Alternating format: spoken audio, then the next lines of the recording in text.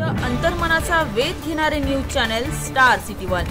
राज्यातील आणि देशातील राजकीय घडामोडी पाहण्यासाठी आणि इतरही बातम्या पाहण्यासाठी सबस्क्राइब करा स्टार सिटी वन।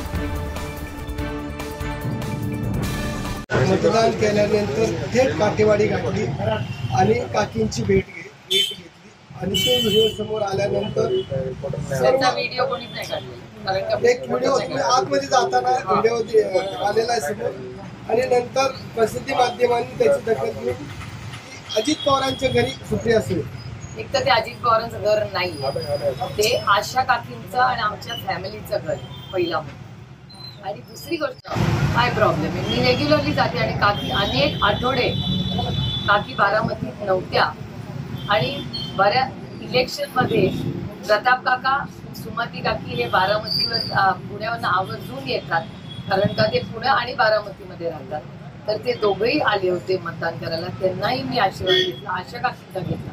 त्यामुळे आमच्या घरामध्ये माझे आई वडील, आशा काकी, सुमती काकी, प्रताप काका, भारती काकींची तब्येत बरी नाही म्हणून भारती काकी येऊ शकल्या नाही मतदानाला। त्यामुळे या सगळ्यांचा ज्येष्ठांचा आशीर्वाद दर इलेक्शनला घेते।